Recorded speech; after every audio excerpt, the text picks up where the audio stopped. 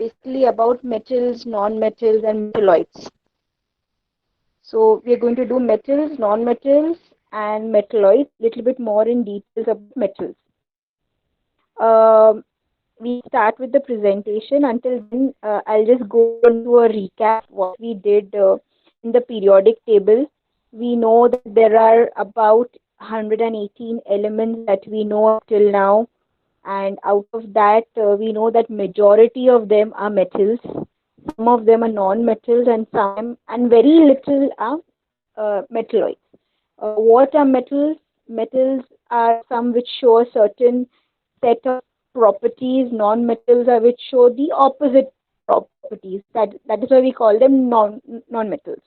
And the metalloids will be the ones that will show properties in between both of them, or probably sometimes both the properties they show. They show some properties of metals and some properties of non-metals. Um, I had told you that the periodic table undergone a lot of changes since many years. People started making a systematic system for all the uh, elements that we know up till now in the nature, so that it is easy for us to understand, to study the purpose of it. uh, and lot of people did it. There was Jovinus tried, there was Newland's octave. Then the major contribution was given by one scientist, and then the modern one was given by Henry Moseley, the one that we are using right now. Henry Moseley is the one who has made the modern periodic table, because of which he also got a Nobel Prize. Okay, so we'll go to the first slide, the introduction slide.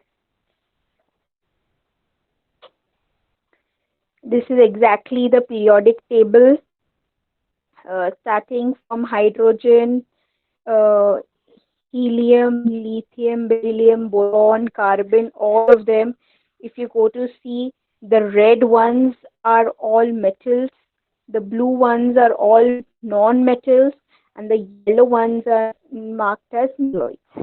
Okay, till now we know 118 elements, out of which some of them are naturally available, some of them artificially prepared in the laboratory, and on basis of uh, this we have a very good study of the periodic table. We know which elements where. So if supposing I take the hydrogen, helium, sodium, potassium, one particular column, I will be able to study the properties of all those column elements very well if I know one of them. So that's how periodic table is very, very important. The study of periodic table is very interesting also. If further you take up science as your career and you will be studying more details into periodic table, it is very interesting to study the periodic table. Okay, with the next slide. I was actually doing some research on Google, and then I was finding fun facts about all the elements. And by the time I reached lithium, it said that lithium is a metal and it is so soft that it can be cut by a knife. Yes, very good. Okay, okay. Next slide. Okay. Uh, so this is a very nice picture that we have found, and you can see that most of the metal picture given, or where the use is there, where you can see there is yellow and black color from the last one, or the seventh row. It's given francium, radium, actinium. All those are mainly the radioactive metals. What do I mean by radioactive? Radioactive means that they emit certain harmful radiation, and in that process they are losing their mass, and that mass is getting converted into some form of energy. So those marked in those special uh, symbol, which is given as yellow, round and with black color, three small fan like simple. Okay. Rest you can see there is hydrogen, helium, balloons, lithium, beryllium, boron, carbon, nitrogen, oxygen. You can see they're given in the cylinder form, so they are mainly all gases. Okay, fluorine also gas. The entire noble gases are all gases only. If you can see helium, neon, argon, krypton, xenon, the last column, they are all gases only. Okay, and the majority of the metals that you will see from left side until the right side, you will see that they are all solids. So metals are mainly solids. Okay, we'll go deeply into the properties of each and every category, that is metals and non-metals. Okay, so we'll go to the next slide. Okay, so one by one we'll go to each and every property and we'll discuss it. And we have got mainly an activity that can be done for each and every property. We can actually prove it. Okay, where and ever possible, I'm going to tell you. And sometimes it is possible that you can do it at home. Sometimes it's not possible for you all to do at home. So we'll be doing it whenever we meet in the class. Okay, the first property is metals hard. All the metals are hard. Now, if you go to name metals that you see day to day in life, okay, you will see gold, silver, very much you will see in abundance. You will see aluminium in the frames. Then you will be able to see um, iron nails. You'll be able to see copper wire. See, these are all the metals that I'm taking names. Most of them you will see that they are hard. They are very, very hard. Okay. Now, to each property, there is going to be one or two exceptions. Okay. So if I say that they are hard, if I say that it is hard, then there will be one or two that they will be soft. So for example, sodium and lithium are soft. You can cut them with a knife. Okay. But you can't cut iron with a knife. So yes, everywhere you will have the major property, but 0.01% there will be one exception in each and every property. Okay, so the first property is being hard. Most of the metals are hard, means you can't cut them, you can't bend them easily, you can't do anything with them. Okay, the other important property which Ma'am, is just a question. Ma'am, I didn't understand. Ma'am, I didn't. Ma'am, I didn't understand one thing. Ma'am, in this diagram here, I didn't understand, ma'am, what's the meaning of lustrous and sonorous? did I come to that part? Did I discuss that part? Hmm. Okay. Until unless I don't ask you all to speak, please be patient and listen to it. When I will ask you your doubts, please raise your hands and ask your doubts. Okay. Okay. So now hardness is what we spoke about. Now we'll go to the property of lustrous. Lustrous means they have a shine. So if you go to see, most of the metals are very shiny. Okay. Copper, in earlier times there used to be copper coins. Copper coins were exchanged. Gold coins were exchanged as money. So that was the monetary source that was being used. So all those, if you go to see today also, gold, silver, copper, aluminium, all of those that you will see in a day-to-day life. See, in our day-to-day life, we are using these. Even copper is being used on a lot of vessels. In the vessels below, you'll see that there is copper carved below. Why? Because there is a certain property related to it, because of which copper is there below the vessels. Okay, lot of vessels you will see on the bottom of the vessel is lined up with copper, and they will be shiny reddish color. Okay, so all of the metals are very, very lustrous. Again, in that there will be exceptions. Okay, there's exceptions. So most of the metals are hard and most of the metals are lustrous. For this experiment, we do a very easy experiment. We take a nail, we try to cut it with a knife, an iron nail. You not cut it with a, you cannot cut it. Okay, you can't cut it with a knife.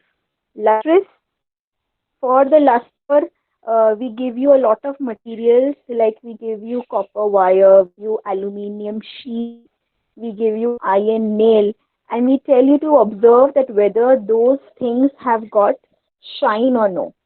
If they have shine, then it means that they are lustrous.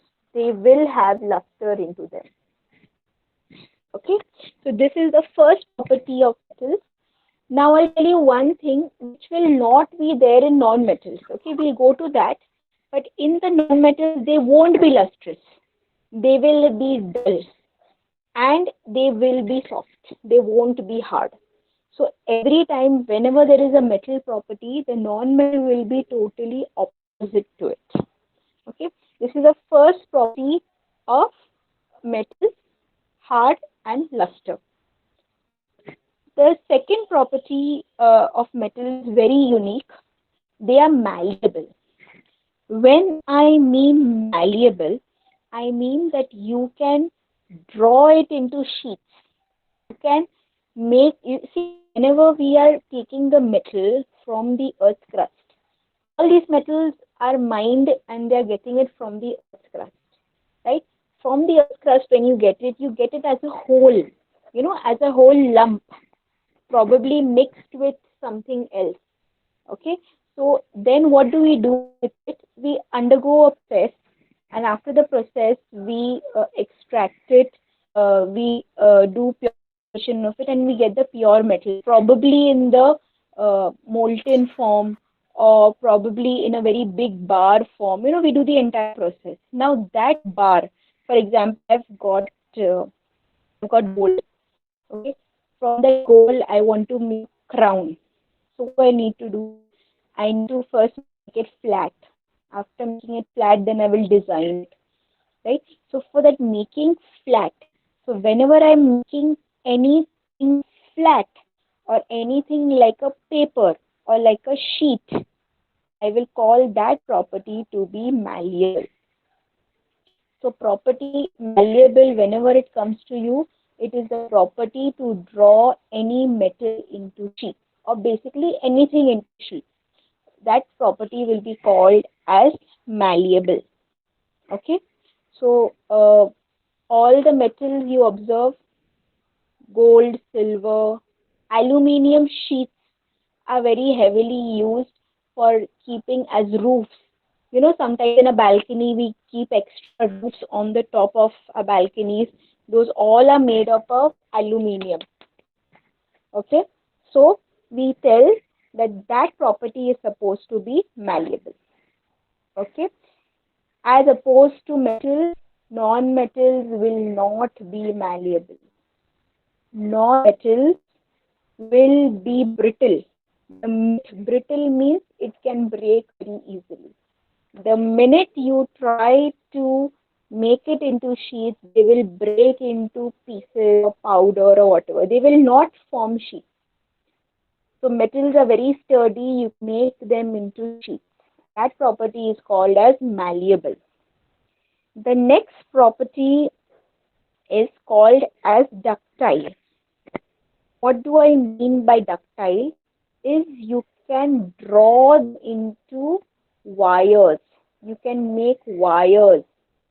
Best example wires we are making is of copper. We make wires of lead. We make all these wires. All these wires are made so that we can use them in our house for electricity. So copper can be drawn into wires. You can make wires out of that lump of metal. So two properties, malleable means sheets and ductile means you can draw them into wires. Again, very favorite example you can see easily is gold. Gold, you can make gold chains, very thin wire kind of chains. So the property is being used very well by human beings. Whatever human being has observed, they are doing it, experimentation on it, and they're coming to a conclusion and they are using it for their own need. So malleable and ductile, malleable means making them into sheets, ductile means drawing them into wires. Non-metals as opposed to them will be opposite. They will be non-malleable and they will be non-ductile. Okay. Ma'am, below the aluminium foil, below the picture of the aluminium foil, ma'am, what is that? Is that metal? That is copper wires. No, ma'am, ma'am, below the aluminium foil, this one is aluminium foil, and then this is the uh, ma'am, See, the first picture on the right side, the upper one, is a metal shiny. So it is a picture for it to be shiny and lustrous. The second picture is what it is drawing them into sheets, and that is the aluminium foil, the second picture. okay, ma'am. Okay.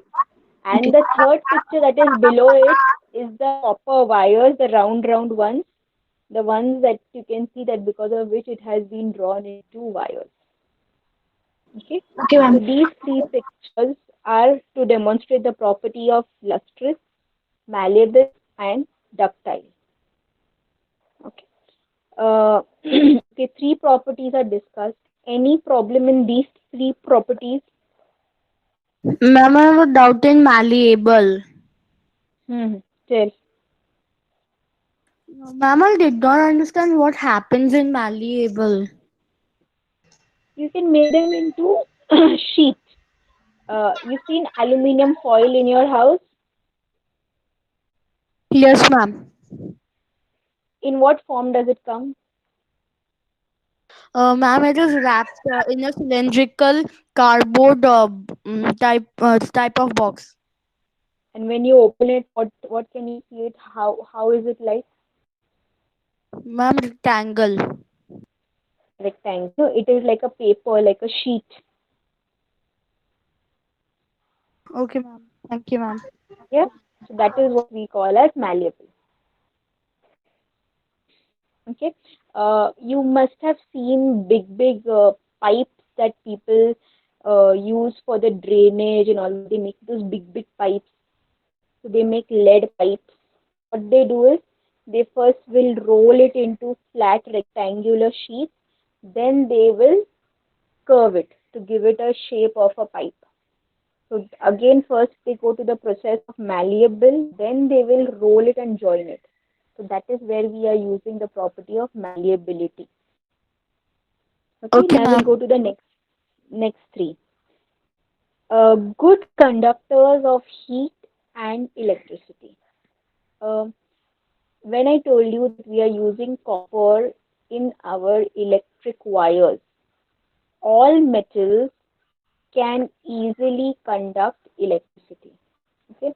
Um we have done the electricity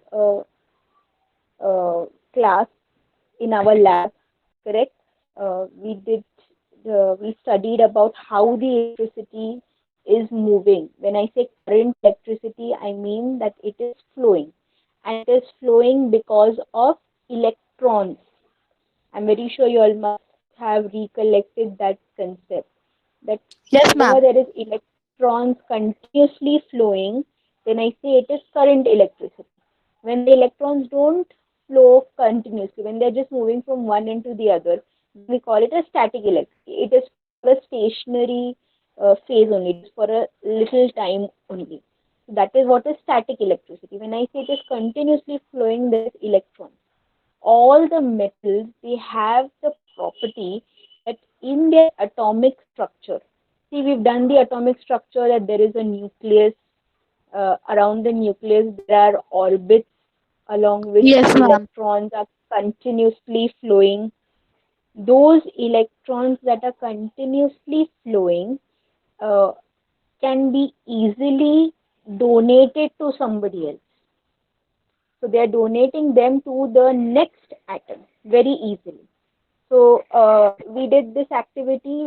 We made you all stand in a line. Then I gave you something and I told you, come on, keep on passing. Some ball or something was there. I said that okay, keep on passing to the next person. That is how the electron keeps on rotating.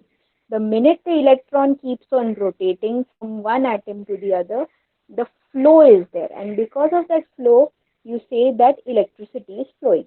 Metals can very easily donate electrons. Metals are good electron donors, and that is why they are good conductors of electricity. So, in our electric wire, everywhere we use metals. Okay. Uh, Also, metals are good conductors of heat. They can pass the heat very easily to the next atom. We did the heat concept also, where we said Yes, that ma'am. one atom gains the heat, then it vibrates, it sends it out to the next atom, and slowly the heat will pass on from one end to the other end. So the metals can easily pass heat from one end to the other end. Okay, that is why we say metals are good conductors of heat and electricity. Best example to see of electricity is in your house, anywhere where there's wire, or also if supposing you have got your earphones, you have got your earphones. Okay, in your earphones you can see that there is copper wire. Any old earphone you have got, or any old um electric appliance that you have got, if that appliance is not working, okay, and it's almost that you have to throw it, you can actually remove the outer plastic covering and you can see what kind of wire is there inside it. You will see that there will be copper wires, most of the time that there will be copper wires inside it. Okay, and for the heat, the example that I gave you was that the vessels that we use in a house, they are copper based, means the base of the vessels are lined up with copper, so that when you heat the vessel will catch heat much faster than a normal vessel which does not have a copper base. So the food will get cooked in less amount and you are saving your energy. So that is why we say metals are good conductors of electricity and heat. Opposed to Ma'am, that, your voice is cutting. as opposed to that, the non-metals will be bad conductors of heat and electricity. Means they will not conduct heat and electricity. So the other word that we use for bad conductors is insulators. The non-metals will be insulators of heat and electricity. Okay. Other property, second property of metal is sonorous. Okay. Whenever two metals cling to each other, there will be a particular sharp sound that is made. You can try it. Take two bangles of your mother and just uh, clink it. Okay. See, I'll try to do it. I don't know if you all will be able to hear it or no. Can you hear it? Yes, ma'am. Yes, ma'am. Yes, Okay. ma'am. This particular sound will come only metals. It will not come with non-metals. You will not hear this sound. That is why the bells, the gongs that are made in monasteries, in temples, they all are made of metal. So when they ring, you get that sound. And so we say that the property of creating sound will happen with metals, not with non-metals. So you say that they are sonorous. Metals are sonorous. And the last property uh, is that metals have a very high melting point, boiling point. If you relate it to being hard, you'll be able to understand it very well. If a metal is hard and you want to, from the solid, you want to get it to liquid state, you will require a lot of heat for it to pass from solid to liquid state. And if you have to give it a lot of heat, it means that your melting point, your boiling point, all of those points will be very, very high. So metals have high melting and boiling point. So basically, six major properties of metals: hard and lustrous, malleable, ductile, good conductors of heat and electricity, sonorous, and they are having high melting and boiling point. Everywhere there will be exceptions. In one of the slides, we'll deal and we'll see all those exceptions once more again. Okay. On the left side, below picture, blue color, you can see how the wires are creating to create electricity and make the bulb shine. Sonorous, you must have seen this in your kitchen. In your kitchen, there will be a mortar and pestle which your mother must be using to grind garlic and ginger. You can sound that, you can cling both of those, you'll get a particular sound. Okay. And the above picture which is showing the high melting and boiling point. Okay.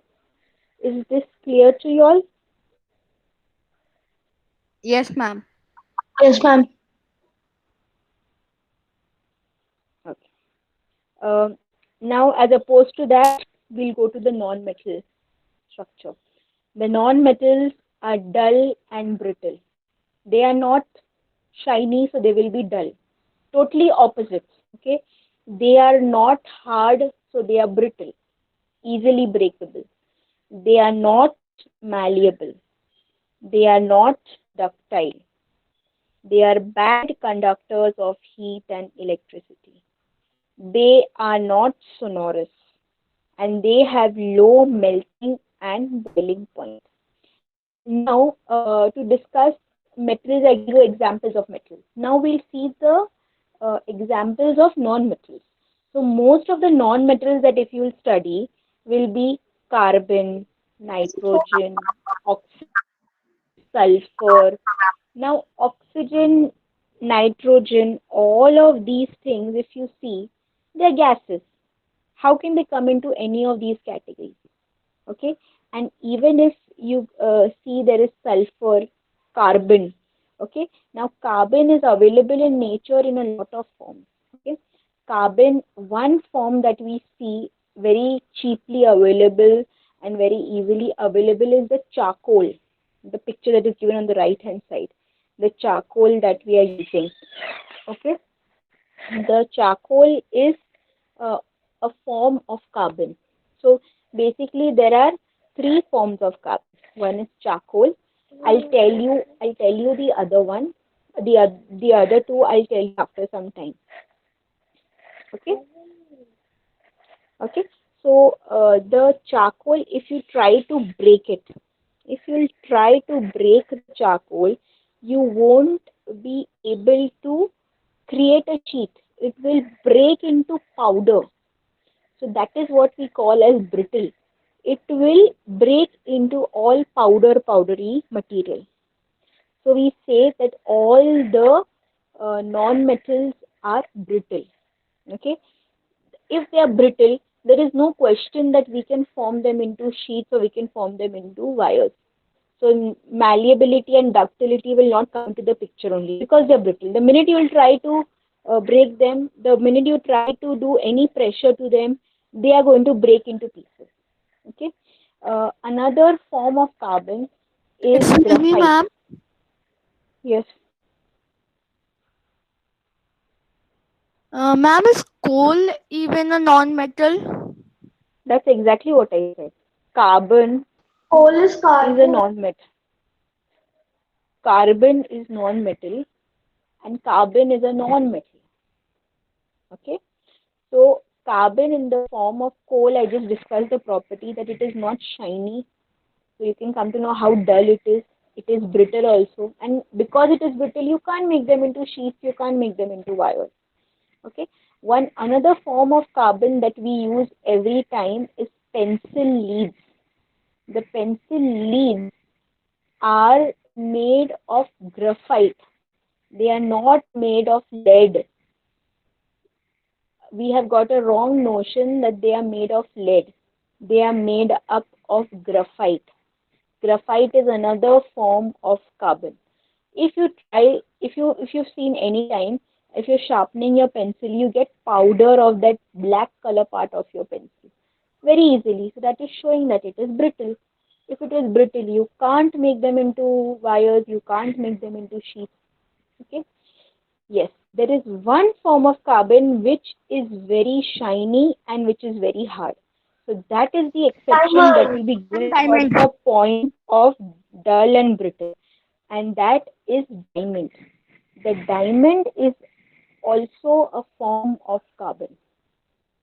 Okay, so that diamond is very hard also, and it is very lustrous also. So like I told you, in everything there will be exceptions.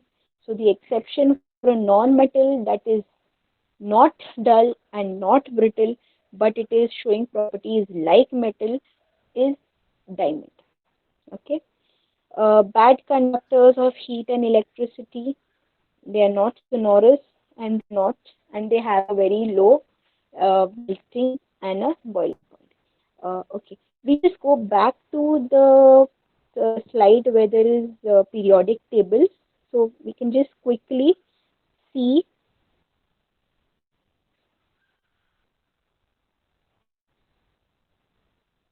one more back.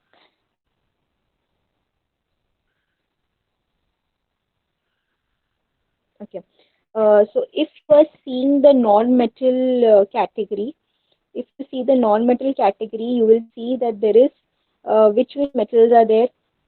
Hydrogen, helium, both of them are gases. Carbon, I told you the three forms of carbon. One is charcoal, one is graphite, and one is diamond. Nitrogen, again a gas. Oxygen, again a gas. Fluorine, again a gas. Phosphorus is a solid, but it will not show any properties like how we mentioned in the metals. It will show properties properly like a metal because it is a powder form. Sulfur also, it is a powder form. It's a yellow color powder, like how we have talcum powder, but it is in yellow color. Okay.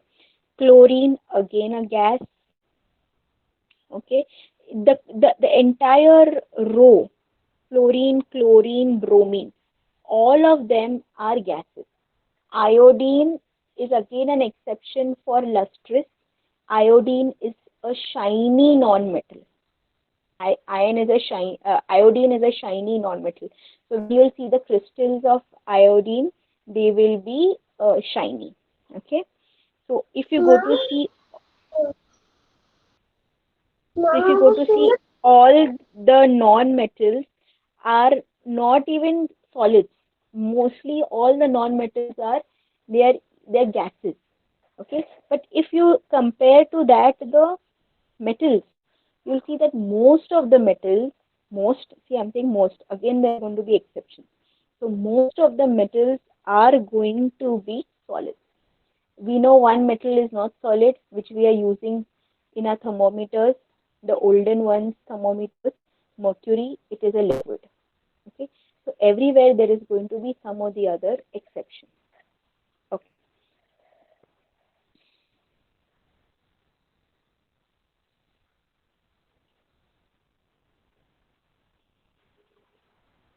we'll go to the next slide. Okay, so here on the left hand side you can see the property, and we are comparing the metals and the non-metals. Okay, wherever possible they have given an exception. If it's not, I have already given you a lot of exceptions. Okay, so the first property is being lustrous. All metals are lustrous. uh, Lithium doesn't have a luster. Okay, lithium and sodium does not have a luster. Okay. Non-metals, they don't have luster. They are dull. Exception is iodine, graphite, and diamond. Diamond is very lustrous. Okay. Hardness. All of the Ma'am, metals are iodine, very graphite, and ma'am, just a second. Iodine, graphite, and what was the third exception? diamond. Hardness. All the metals are very hard. You can't cut them with a knife. But sodium you can cut very easily with a knife. Even potassium you can cut very easily with a knife. These both metals are very, very reactive. I told you all before also. They are so reactive, they have to be kept under kerosene so that they don't react with air. That is, they don't react with oxygen in the air. Okay. So these both metals are very, very soft. All the non-metals are uh, they are soft, means they are not hard, except diamond we know is the hardest substance available on the earth. There is a particular scale which is called as the Mohs scale, Mohr, Mohs scale of hardness. In that, diamond is at the topmost scale. There's nothing more harder than diamond. Okay, diamond can cut anything. Diamond is basically used in glass industries to cut glasses also. Okay. Malleability, the property because of which you can beat the metals into sheets. All of the metals are very malleable except zinc. You can't do. Zinc is very brittle. We have got zinc in a lab. You can't, the minute you try to break zinc, it will break into small, small powdery pieces. Antimony, arsenic, those are also powdery. You cannot make them into sheets. All the non-metals are non-malleable. You cannot make them into sheets. Ductility is because of which you can make a substance into wires. Uh, all the metals are ductile. Again, same, because they are powdery, zinc, antimony, and arsenic. These three are non-ductile. Okay. Um, Non-metals are non-ductile except carbon. Carbon in a new form today can be made into carbon nanotubes. I'm very sure you must have heard of this word nanotube. Yes, ma'am. Yes, So ma'am. carbon nanotubes are then made into carbon fibers with which they are used today in our data, in our internet. So if you have got a broadband in your house, they must have told you that we have put carbon fibers because it conducts electricity very fast. Those have a good electricity. So again, this will come as an exception in your electricity. So carbon is a good conductor of electricity. Okay, that is why when we came to know this property, we have been using it to make it into fibers. So it is ductile. If you want to make it into fiber, like you want to make it into like wires, fibers, like how our hair is, very thin strands, fibers. That is how the carbon fibers are made and they can conduct electricity. Okay. The conducting, in terms of conductivity, metals are good conductors of heat and electricity, except two metals, bismuth and tungsten. Um, Tungsten, I told you all, we are using them in our bulbs. In a bulb, we are putting them so that it is giving us light. So how it became a non-conductor of electricity? That tungsten is not conducting electricity. It is glowing. It was only glowing. When heated, it was glowing. So because of that glow, it makes the bulb shine. So it is not conducting electricity. It was not conducting the electricity. It was because of the heat that it was glowing. Bad conductors of heat and electricity, all non-metals except graphite, the pencil leads that we spoke about. which are made up of carbon, that is a form of carbon graphite. They are good conductors of electricity. In our lab, we have done a lot of time by making uh, what you call, we have made circuits on paper. On paper, we do circuits made up of graphite pencils, very dark graphite pencils, like those HB pencils, which come very hard ones, those black graphite pencils. We create a circuit on the paper and we connect it to a source. We put a bulb. The bulb will easily glow. Okay. Bulb means you have to put an LED bulb. You can't put a normal bulb. It will not give so much power. Okay. So graphite is used to make circuits today also in a lot of chips, microchips, and carbon gas. Carbon gas is also a good form of electricity. So this is an exception which was there. I told you states of matter as compared to the states of matter, the metals are mainly solid, except there is mercury and gallium. Okay, and if you go to see the non-metals, they are also solid, they are also liquid, they are also gases. Okay, bromine is the only liquid that is there. Iodine, I told you, is a solid. Okay, and most of them are gases, like we saw in the periodic table. Density wise, metals are very, very dense, so they are highly dense, except sodium and potassium. Uh, Non-metals, they are low density, except diamond. Again, it is very, very dense. Tensile strength, because metals are hard, you can say that they are have a high tensile strength. Non-metals are not hard, so they have got low tensile strength. To tensile strength means to hold weight. So if I take a metal and on the metal I put 1 kg, 2 kg, 3 kg, 10 kg, 50 kg weight, it will not break very easily. So that is called as tensile strength. It means how much it can hold the weight. Okay. Uh, Alloys, we know metals form alloys. Alloy formation again is when you're mixing, physically you're mixing, not chemically. Okay, when you're physically mixing the metals, you form alloys and amalgams. When the alloy has a part of it as mercury, you call that alloy as an amalgam. You can have gold amalgam, silver amalgam, nickel amalgam. So whenever there is mercury into it, it is an amalgam. Means it is an alloy which you've given a name as amalgam, so that you can easily identify that there is presence of mercury into it. Mom, I didn't understand alloys and analogy. Okay. So alloys, we'll be going deeply into it. So just hold on. Okay, we'll go into it. Um, Non-metals will not form alloys. Non-metals don't form alloys, except there is carbon and phosphorus.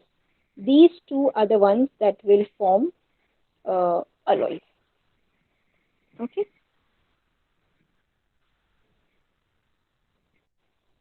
Okay.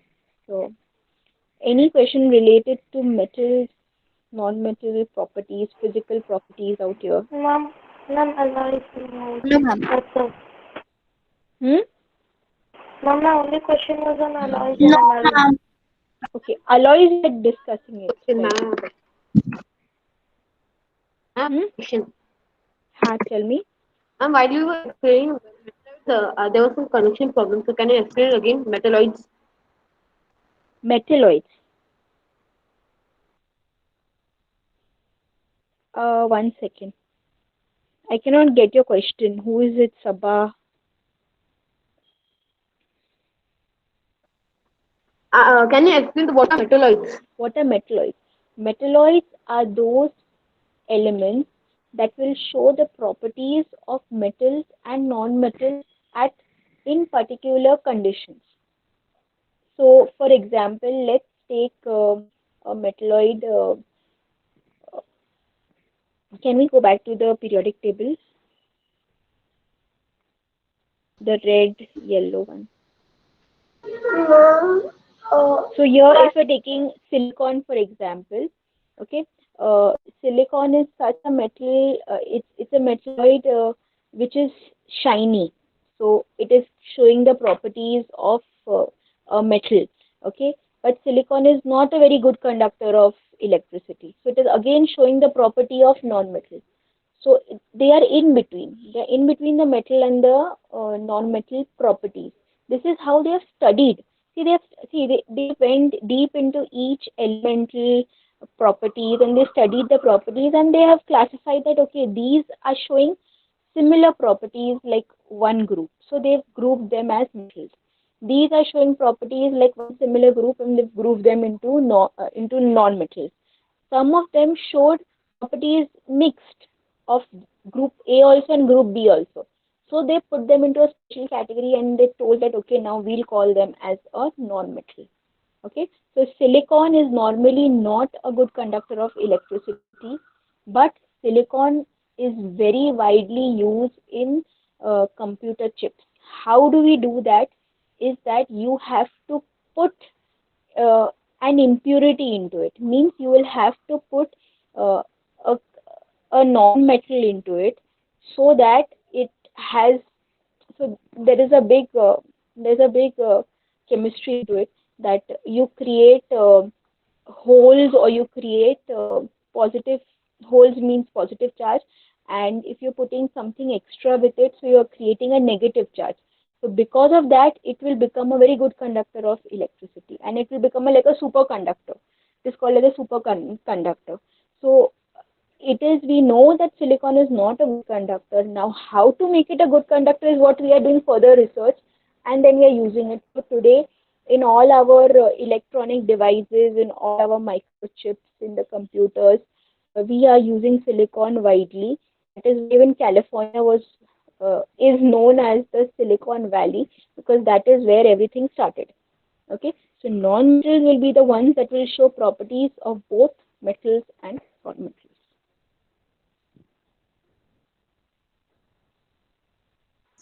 Ma'am, where is Mercury in the periodic table? Find Hg. You have a periodic table with you, find Hg into it. Thanks, ma'am. Yes. See, your ma'am is showing Hg. Sixth row.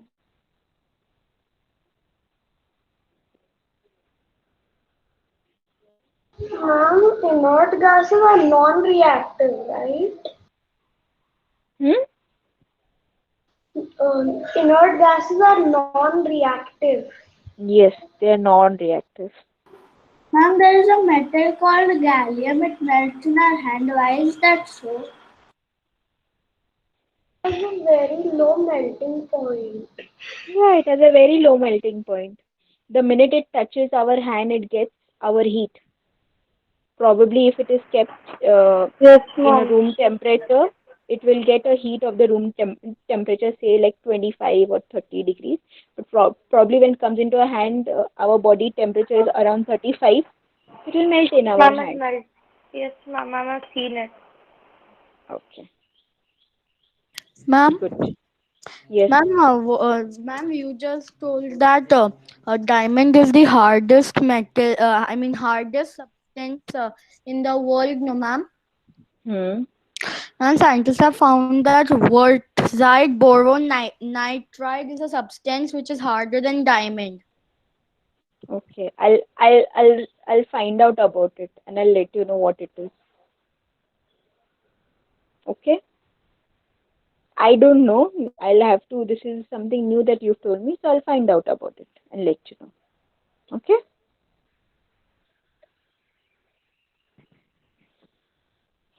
Okay. Now we'll go to the properties, chemical properties of metals and non-metals.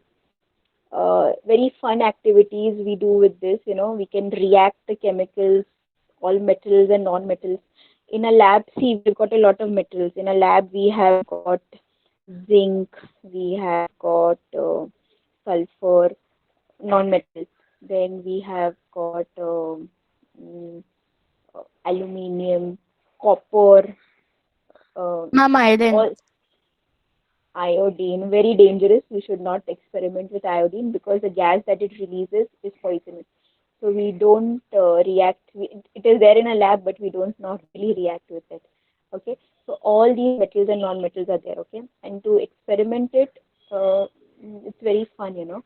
So let's discuss the properties which the metals will show chemically. Uh, all the properties that I discussed right now were all the physical properties that you normally see in a metal. Physical is when you're seeing it with your eyes, right?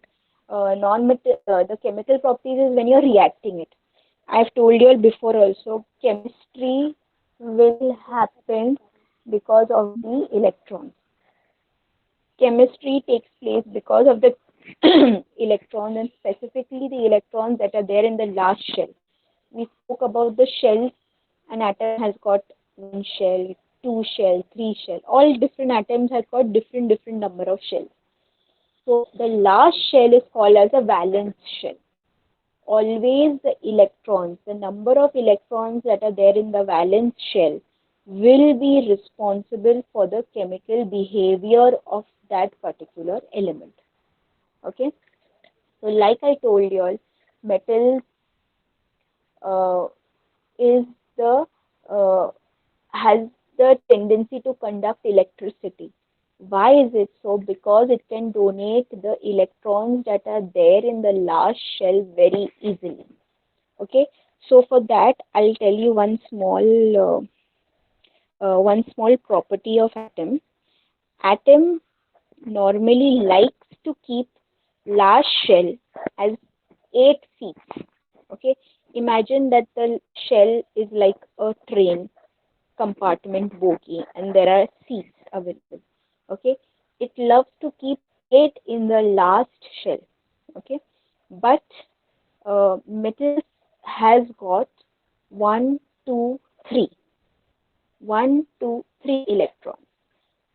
So the seats occupied in the last shell are either one, either 2 seats, or either 3 seats. And as compared to the non-metals, they have got five filled seats, 6 filled seats, or 7 filled seats. Okay. If I'm talking about 8 filled seats, then it becomes noble gases. So they are eight, no? So they don't want to react with anyone. So that is why we say that they are non-reactive. The 4 seats are the ones that are done by the metalloids. Okay. Now, you tell me, if you want to make yourself into 8, is it good that if you've got 1 electron, you're going to take more 7 electrons, or you give away 1 electron?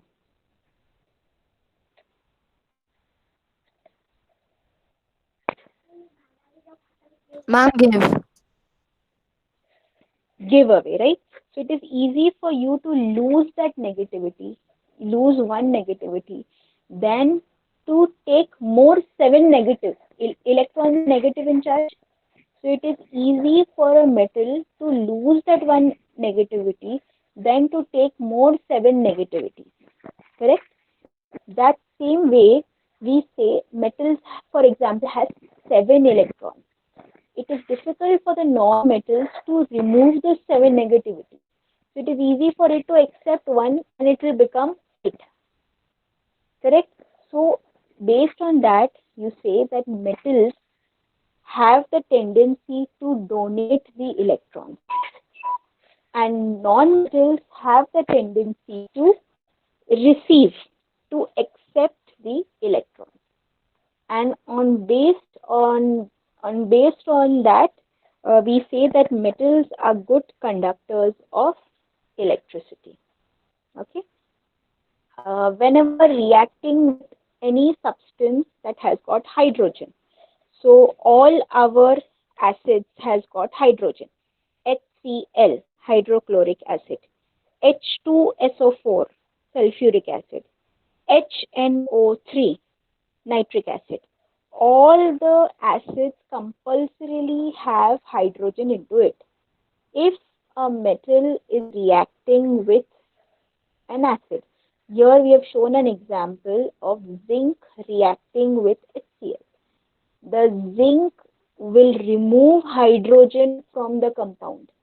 So you say it is kicking away, it is displacing the hydrogen from the compound. So it is like, for example, you are sitting on a bench. Okay, there is one very thin boy and there is one fat boy. The thin boy is hydrogen, the fat boy is chlorine. Okay, now one bully comes there. That bully is zinc. What is that zinc going to do? He wants to sit on the bench. He'll come and sit in between the fat and the thin boy. What will eventually happen is the thin boy will be thrown away. This is exactly what it is doing. The metals are displacing hydrogen from the acid. Ma'am, Okay? ma'am, I didn't understand. Can you please repeat? So if supposing you see all the acids has got hydrogen into it, they all have got hydrogen into it, so the metals can easily remove that hydrogen and go in its place. So it is going to displace the hydrogen. And so if we see the reaction, zinc when reacted with a acid like HCl, okay, the zinc is going in the place of H and it is forming ZnCl2, and the hydrogen is being thrown away and it is becoming H2 gas. So we say that metals can easily displace hydrogen from the acid. This is not done by non-metals. Non-metals can't do this. Thank you, ma'am. Okay. When we go to see the reaction with oxides, okay, like I told you, when you are reacting with oxygen, you can also call the reaction as oxidation, you can call it burning, you can call it combustion. Okay, there are sometimes slow combustions also taking place, there are sometimes fast combustions taking place. Mostly when we say combustion, what comes to our mind is fire, and those are all fast combustions. There is one slow combustion that is taking place, and that is your rusting. In your rust, what happens is that the metal is reacting with oxygen and it is forming a oxide. So here if you go to see, I have taken sodium, and the sodium I am reacting it with oxygen and it is forming a oxide, means a compound which contains oxygen. So here Na2O, sodium oxide. This sodium oxide, if I test it with litmus paper, if I test it, I'll come to know that it is basic in nature. There are substances which can be acidic or there are substances which can be basic. So if I study the properties of a metal oxide, I come to know that a metal oxide is basic in nature. As compared to that, if I study the oxide that was formed by a non-metal. So here I have formed the oxide of carbon. The carbon I reacted with oxygen, and when I tested the oxide of it, I came to know that it is acidic in nature. So best example of this I'll tell you is, I told you all that we are using carbon dioxide to make the drinks, your Pepsi, Cola, lemonade. We used to make all of those. So when you are making those, when you're mixing carbon dioxide into that, you are getting Coke or Pepsi. If you test those, you will come to know that they are acidic in nature. They are weak acids, but they are acidic in nature. Okay, so that is why a lot of times on YouTube there are, or on WhatsApp there are all those videos which say that you take a Pepsi can and with that you can clean the bathroom, you can melt something into it and so on. Okay, so oxides of metals are basic. oxides of non-metals are acidic. Okay. If I'm reacting um, metal with hydrogen, it is going to form hydrides. It will form this compound that is forming is what we are calling it as hydride. But if we are reacting non-metals with hydrogen, they don't form hydrides. They are forming covalent compounds. Okay. Now I won't be able to explain you right now because it's going to be another whole discussion. What is a covalent compound? What is an ionic compound? Just understand that non-metals, when they react with covalent compound, when they react with hydrides, they will not form hydrides. They will form covalent compounds. Okay. So this is the chemical properties. I hope this is clear, the chemical properties. Any question related to the Ma'am, I chemical had a properties? question about the No, ma'am. ma'am. Huh?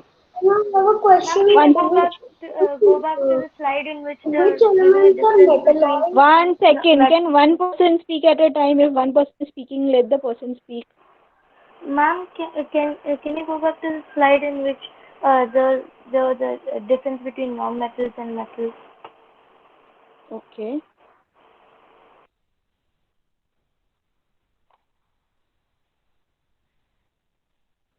Ma'am, previous. The physical one. Yes, ma'am. Hmm.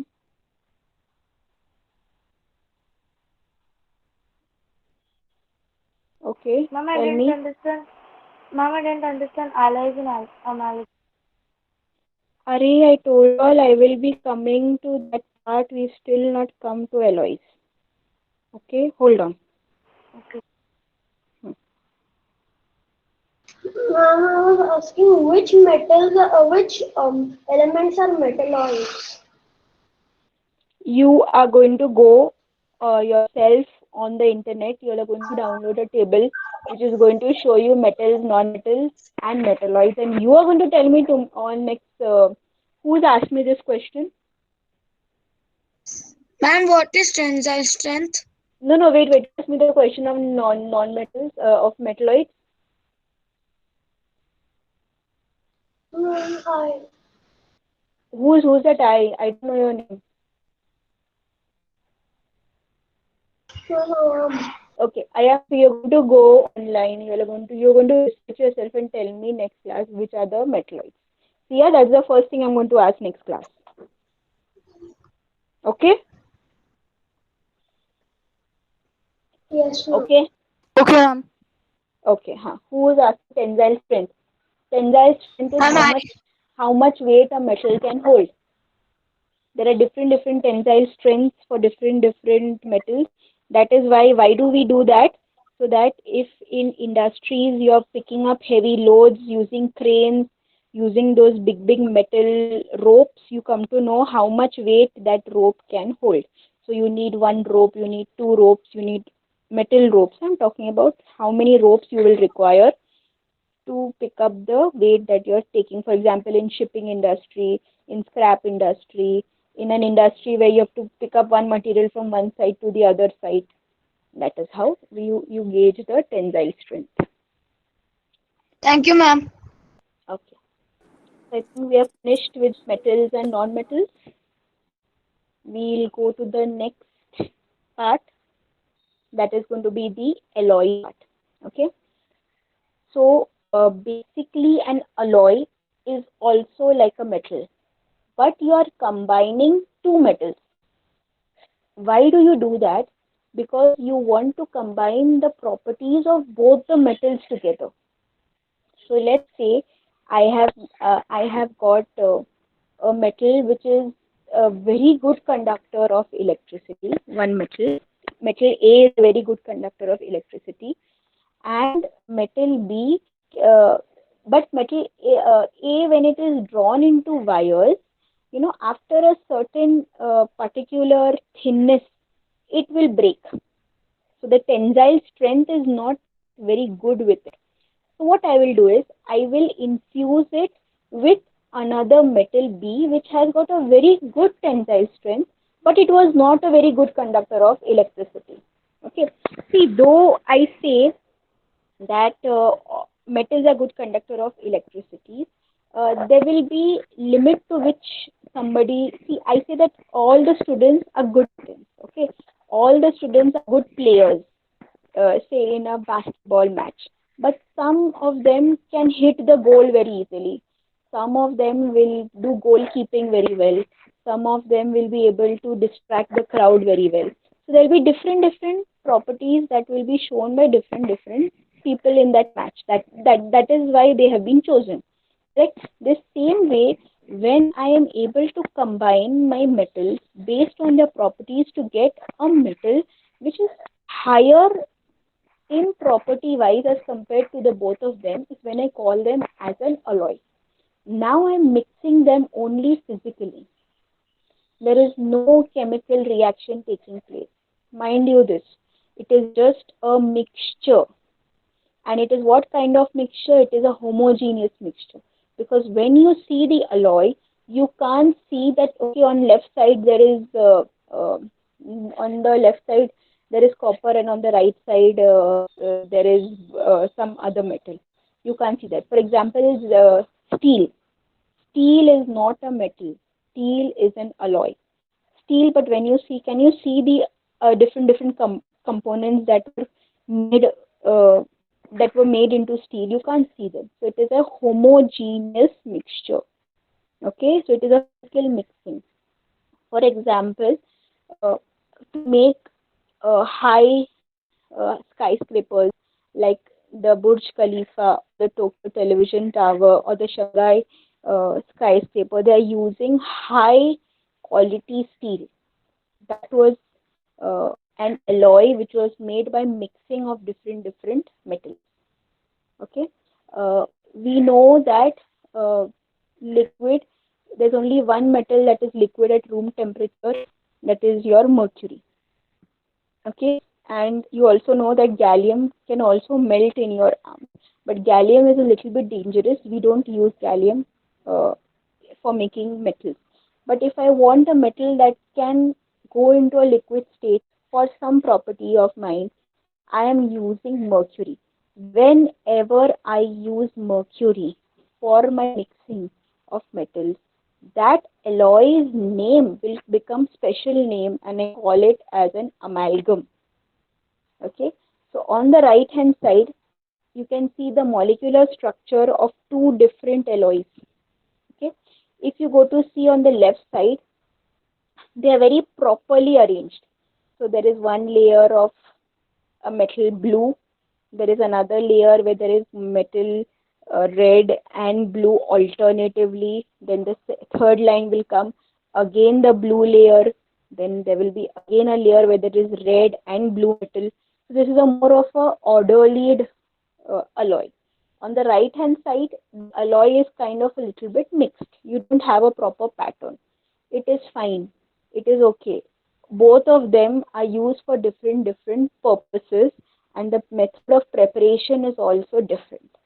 But to understand what is an alloy, first thing, it is it is nothing but a mixture. It is a homogeneous mixture of two metals, so that we get a special metal that is more and more in high resistant to whatever property we want it to become. Okay, and it is only a physical mixing. There is no chemical mixing into it. Okay, any doubt related to alloys or amalgam? Ma'am, could you explain amalgam again? I didn't understand. Where Yes, I'll Okay, wait, I'll explain amalgam and I'll go to the next page. Next PPT slide. Okay, so this is uh, okay. So this is where I have different alloys names. Okay, and in that different composition is written. So if supposing I have my alloy bronze alloy, if you see the composition composition of it is 90% is copper and 10% I've mixed tin into it. Tin is SN. SN. The symbol for tin is SN. Okay. So if I'm mixing copper and tin, 90-10%, I am getting an alloy which is very, very hard. Copper normally erodes easily, but because of mixing tin into it, now it will not erode easily and it will have a shiny surface. And now this bronze can be used to make what? Statues, monuments, medals, swords, and artistic materials. Do you know one very interesting fact? Today we see the Statue of Liberty, it is green in color. Okay, it is not actually green in color. It was actually red in color. It is made of Ma'am, copper. it's made of copper, right? Yeah, it was made up of Ma'am, it's copper. made It out was of copper, but it oxidized. because it oxidized, it got eroded, and it is now looking green in color. Had they used bronze at that time, it wouldn't have happened so. Okay, so this is how alloys are being used. Ma'am, but now it would be that the Now, if right now, if supposing ma'am shouldn't. now if instead of bronze, I have got an alloy name as amalgam. Excuse me, ma'am. Now these metals like alloys and are being used in the modern times. Yeah, now we are using them in the modern times. Now we are using them in the modern times. Okay. We'll go to the next alloy, brass. Brass is 70% copper and 30% zinc. Why we are using zinc mixed into it? Because it makes copper hard. And now we can use it to make musical instruments and kitchenware. So a lot of times your vessels are also made up of brass. Okay. Then we have got steel.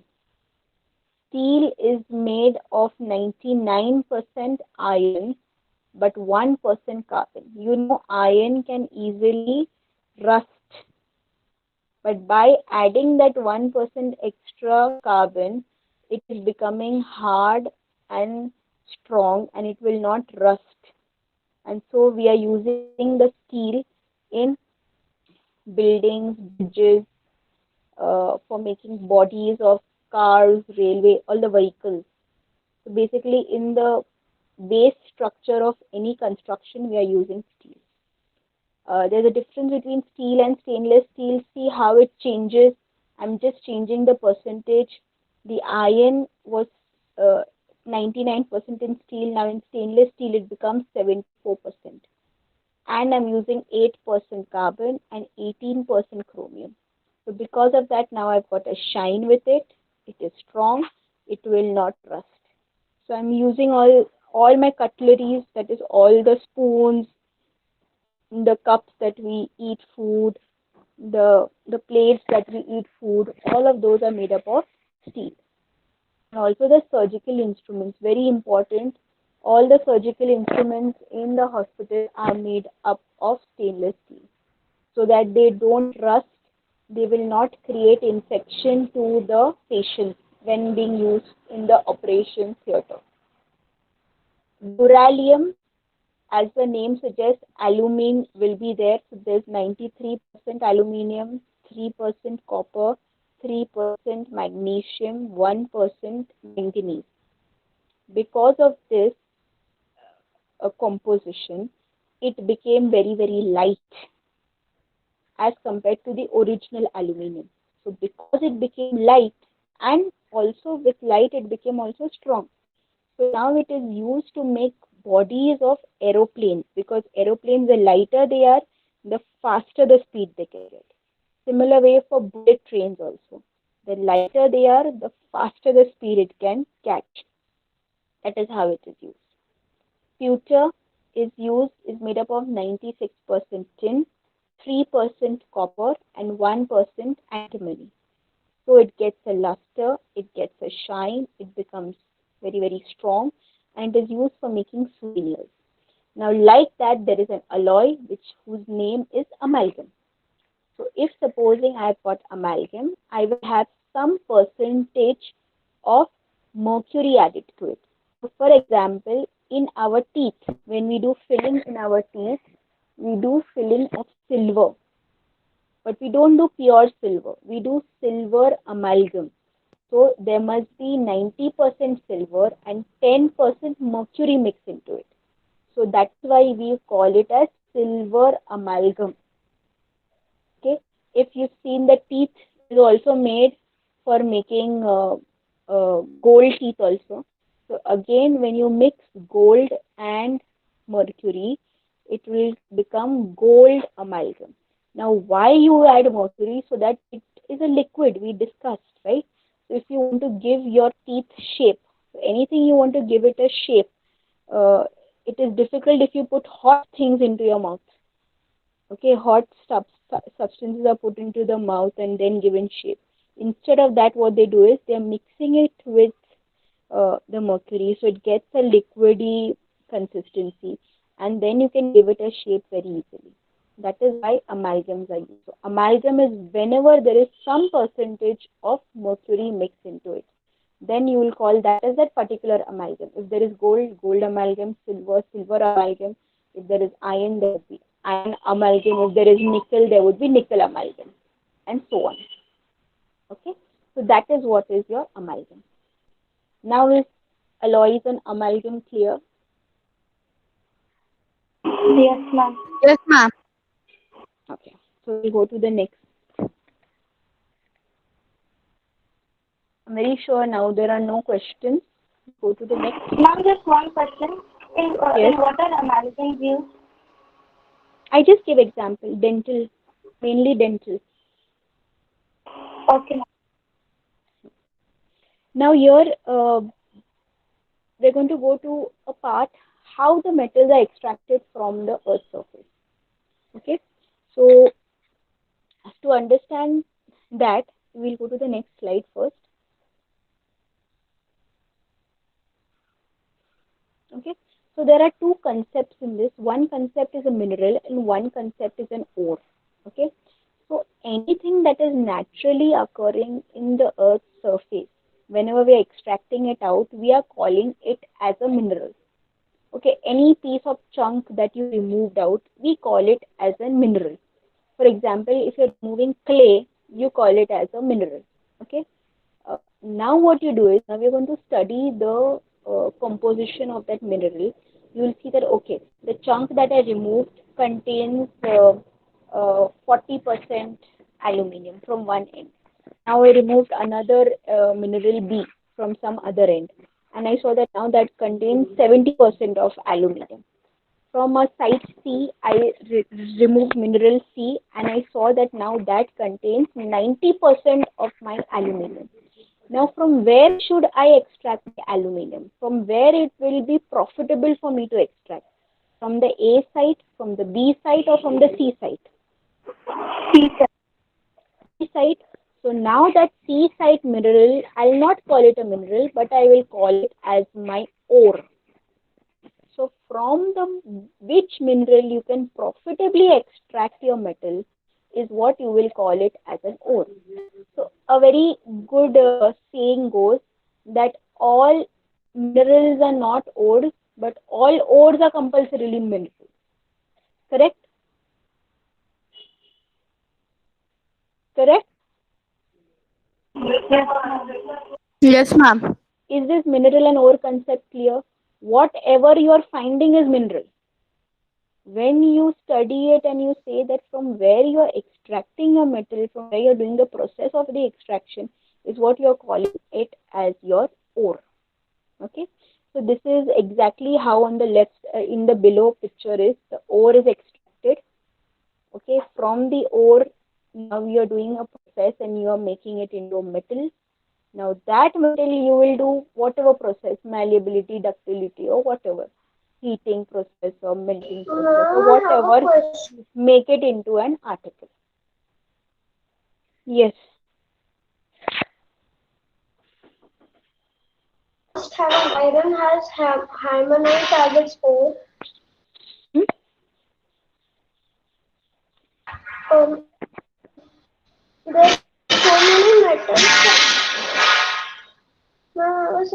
so many metals that each metal must have its own ore, right? Like iron has hammerite and aluminium has bauxite.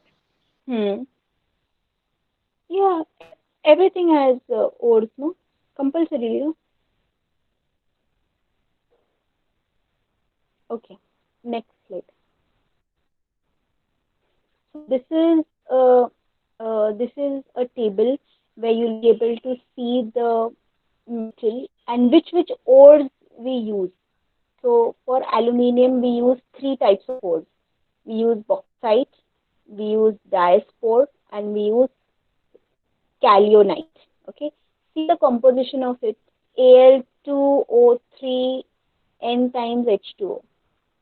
You have to do the process by which all this has to be removed. The O has to be removed, the H has to be removed, everything has to be removed.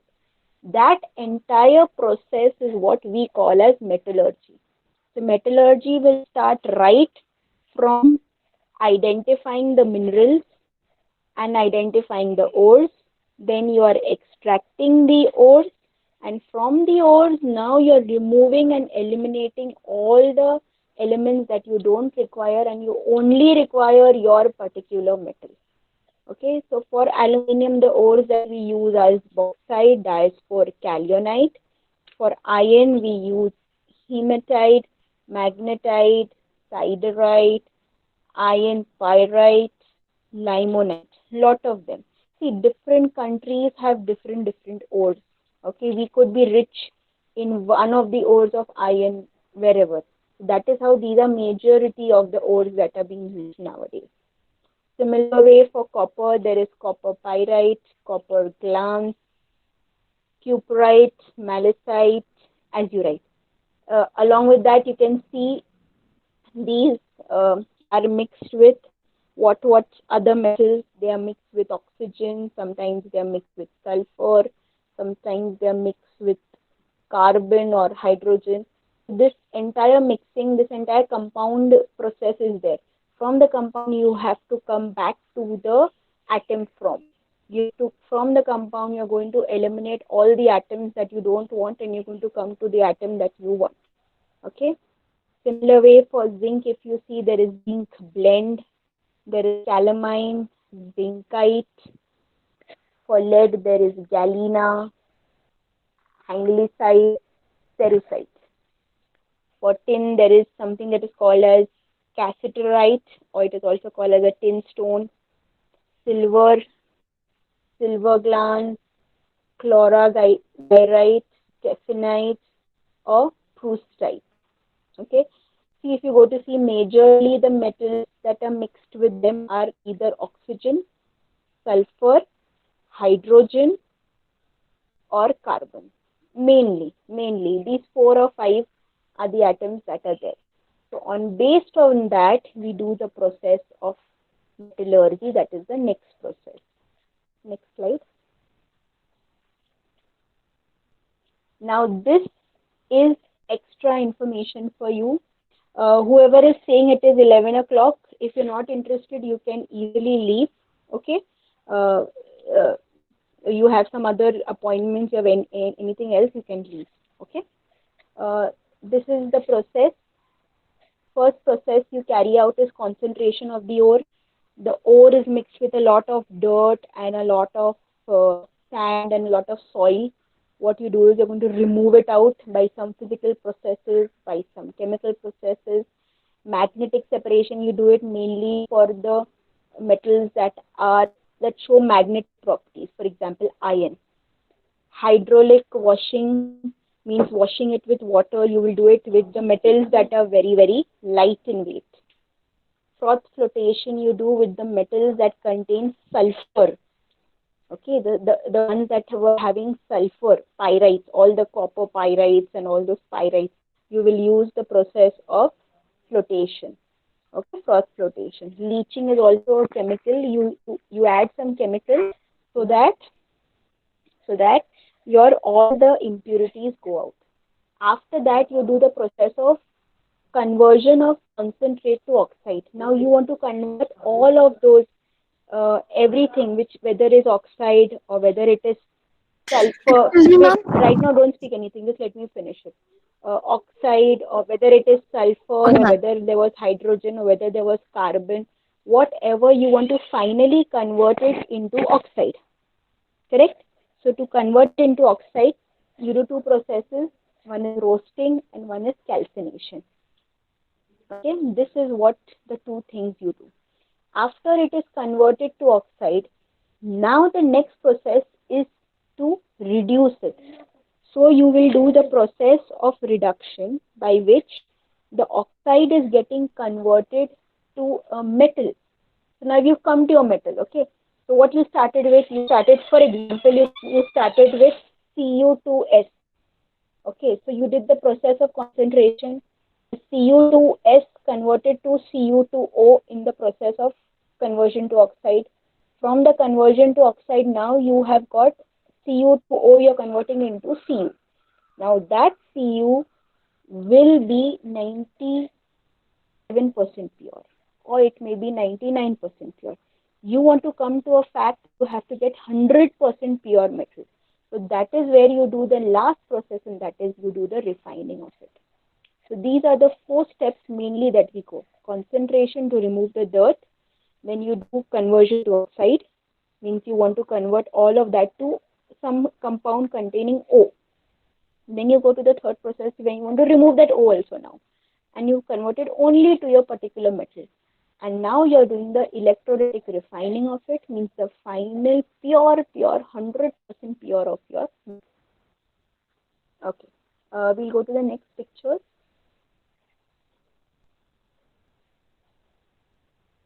So this is a very blast furnace. This is called as a blast furnace, where the process of roasting takes place for iron.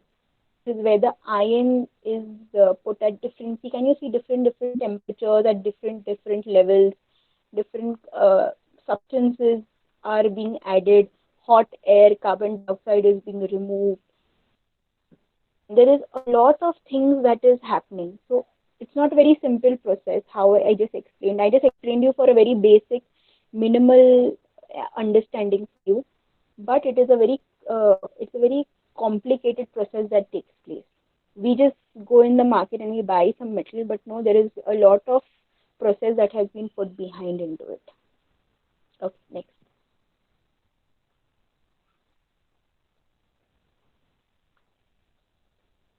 This is an entire process of manganese from its ore. See the first part, ore, then there is milling taking place, then there is calciner, then it goes into a dissolution phase. From the dissolution phase, it is going into iron purification, sulfide purification, calcifiers. After that, sulfur dioxide is added, electro winding is done. After that, washing and drying is done. Then it is again put into some millers, and you get 99.9% pure manganese. Your aim is to get that 99.9 or 100% purity. That is what our aim is. Okay, next.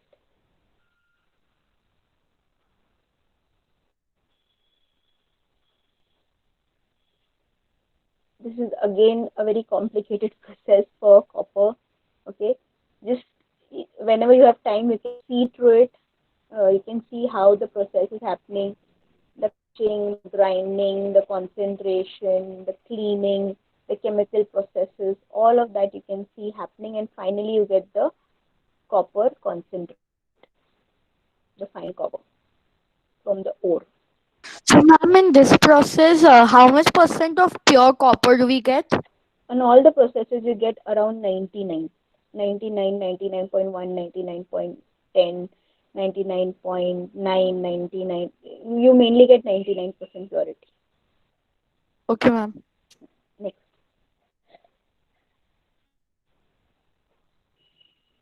This is for the gold that we extract. If you can see the first picture, see how it is written, see how it is drawn. There's white, red, green, brown, yellow, blue, all those things are there. Means basically they're trying to say that all the things are mixed. Now we are going to go into a crushing form, it will go into a milling form, there will be leaching process, there will be pressurized clarification. Lots of things are happening. Finally, you get the final gold on the left hand side, you see, after the smelting. Okay, next.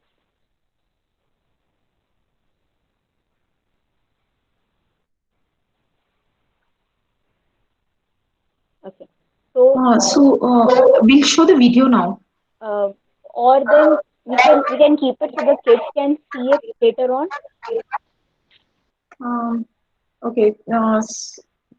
We can keep it on the website so the kids can see a link of the video. Or if you want to show it right now, we can see it. We can do it right now. I think in case if they have any doubts, so let's complete the presentation and then I'll put the video. So those who are interested can stay back and see. Yeah. Okay. Okay.